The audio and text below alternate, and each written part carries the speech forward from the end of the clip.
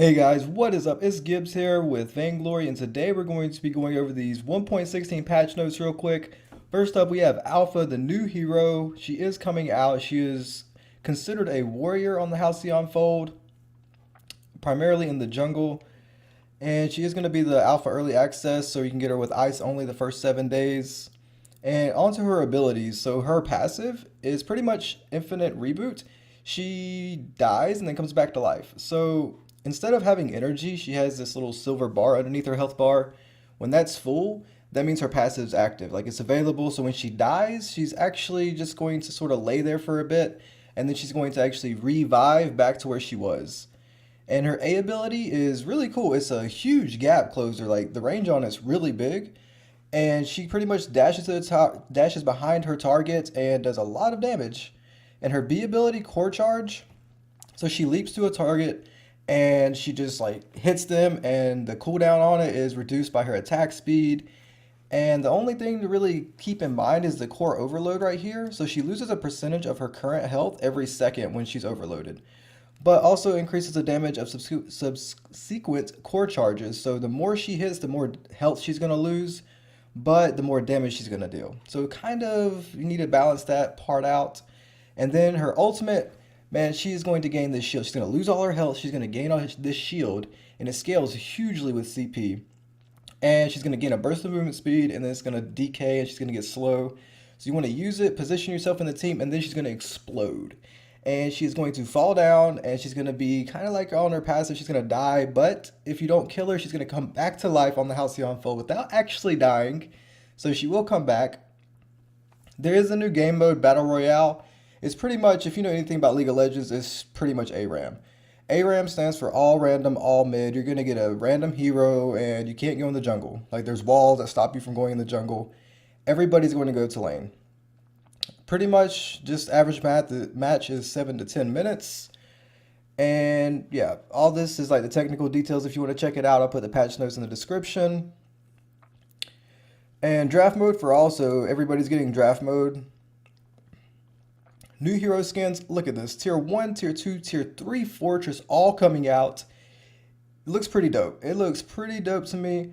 Tier 1 looks good. Tier 2 with this little shade of armor. And you can't really see Tier 3 yet, but look, he has like a puppy. Like, I don't even know. He's like the skull. It's super cool. It's super cool. Have to check those out in game. And new boosts. So these are the boosts, pretty much. Glory booster, you're going to get more glory. A permanent glory booster, so it's like a one-time purchase, so you can get extra glory. A guild fame booster. Account XP booster if you're not level 20 yet. Skill tier name changes. I really hope this is April Fool's, because really, they changed these for the most part. These right here. Credible threat seems okay. God swagger, really? Like, see, somebody's gonna be skills here. God swagger, maybe. Worthy foe, rock solid. There's a revamp on the tutorial. Not too sure what that's about. Minion miner. They did change the minion miner a little bit, so you want to get the minion miner. Pretty much is what they're making it. The gold bounty's up. They don't want you to hold it for the 200. They just pretty much want you to go ahead and grab it when it gets up. The ace buff buffs minions a little bit harder. Active items, this is going to be interesting. So they added new animations to Fountain of Renewal, Flare, and Crucible. Fountain of Renewal, they actually nerfed it slightly because the projectile travel time does impact. So if you use the fountain, it's not going to happen instantly. That projectile animation is going to travel to your allies, and then it's going to activate. And that happens with Fountain of Renewal. It happens with Flare.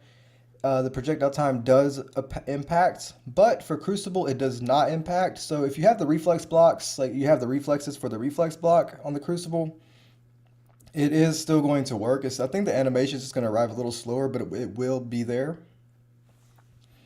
They're changing Stormguard, taking the damage down a little bit by 0.3. Broken Myth's getting a buff. It used to be 5 on 7. Now it's 7 on 5, which means you can pretty much get 10% more. You can amplify your damage by 10% CP a little bit faster and easier. Alternating currents, getting kind of a rework. The attack speed's up by 25%. The crystal power's up by 10, but the crystal ratio is down like quite a bit. I think it's like 45. So they kind of wanted to not put out as much crystal ratio, but they wanted to be based more on attack speed.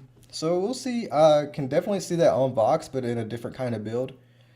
Adagio is getting some changes. His base attack speed is up. Okay. Not too sure why. Gift of Fire, the energy cost is up, but I mean, it's not that much up. Agent of Wrath is his B ability, so the damage has been changed. This is a huge part of why Adagio is so strong. So from 25 to 115, 20, 40, 60, 80, 120, so the base damage on it was actually increased. But the crystal ratio was nerfed quite significantly. 50% bonus to base damage from arcane fire bonus, like 50%, and now it's just like 10, 20, 30, 40, 60. So they actually gave that a base stat as well as crystal ratio of 5. Pretty much it's nerf buff. It's intended to be a nerf, I'm pretty sure. But they've changed so much of it. It looks like he might be actually a little bit stronger as a carry because they did increase his attack speed by a little bit. And the self cast, 20% bonus. And self cast is actually going to give 20% crystal ratio plus the 5, 10, 15. So it's actually looking like Adagio as a carry is going to be a little bit stronger than he is as a support. Jules getting a buff for the most part. Her cooldown on her A ability is down.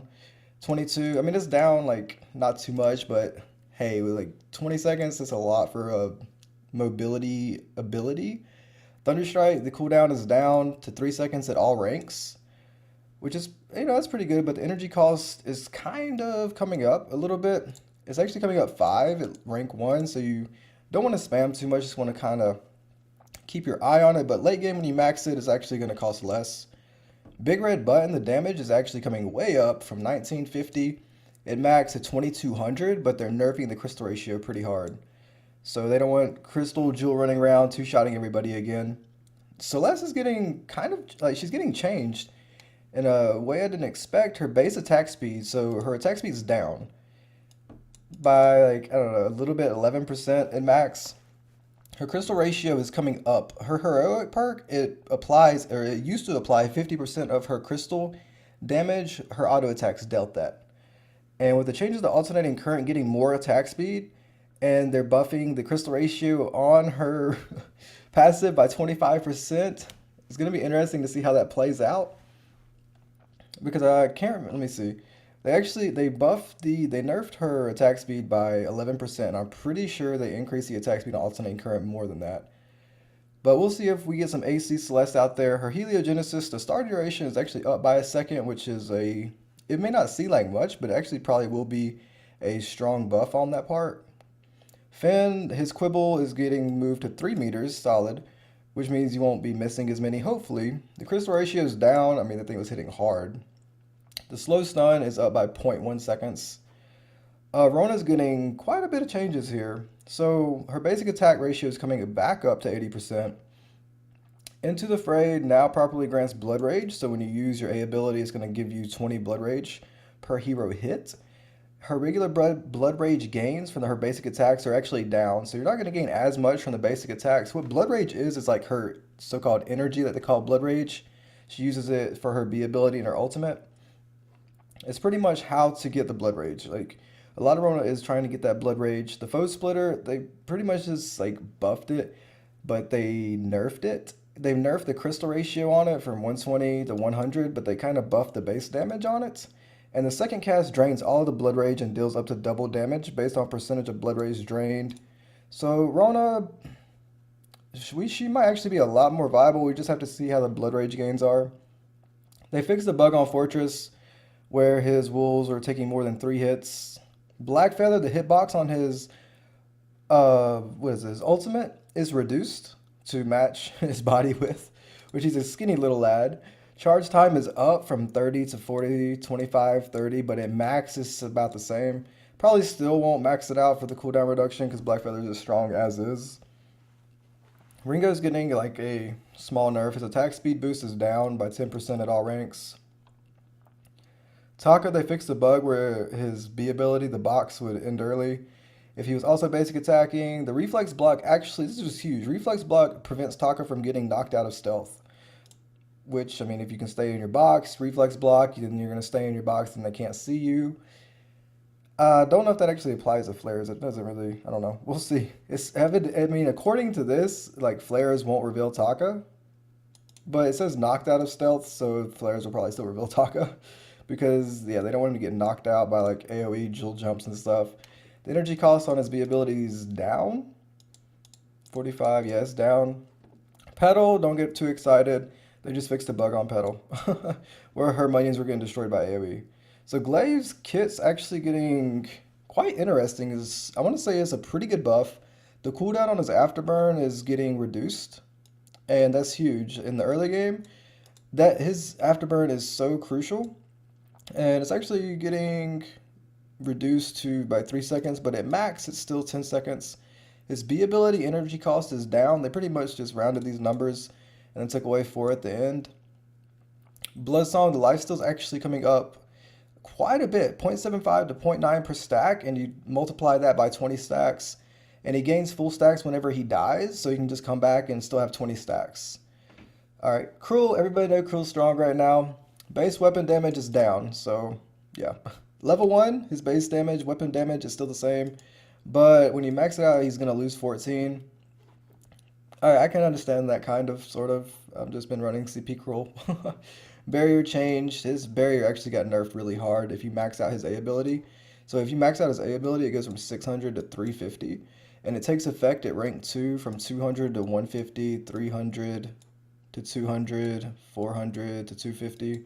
His B ability, the damage with 0 stacks is down, so it's a nerf on his B ability, but if you can just get 1 stack on them, then, which is not that hard to do, if you can just get 1 stack on them, this won't really affect you, but there's some times when you need that clutch that you come pull it out. But 100, 100, so 250, they just nerfed it at max rank. 400 to 350, it's not that too much, it's not that bad at all. Kestrel's getting a buff. Her weapon power is up 64 to 99, 130. This pretty much means she's going to scale a little bit harder with her base weapon power. Ozu, all this stuff right here is his B ability. Okay, they changed a lot of numbers. Long story short, the cooldown is down by like 1 to 2 seconds, and his bounce damage is, the base damage is getting reduced. As you can see, on the initial is going to do a little bit more, but the final damage, the additional damage is down. But they did add more crystal ratio to his B ability. So the more crystal you buy, the more his B ability is going to hurt. I mean, if you can land all 3 hits consistently every single time and not get knocked out of it, hey, go for it. It's going to be super strong. But there's too much skill for little reward. There's other heroes you can play. I love playing Ozu. He's super fun. Pretty much they fixed a lot of bugs. And next up is going to be the Vainglory Roamers. So they're introducing Lance, and I believe it's pronounced Isla. Lance is a heavily armored defender with a unique sword and board fighting style.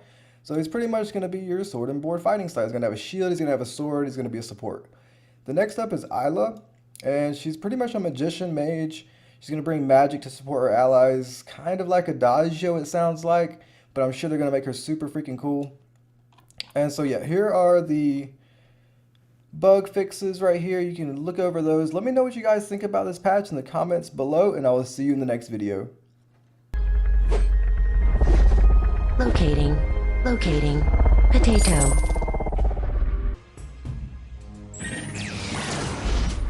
Error.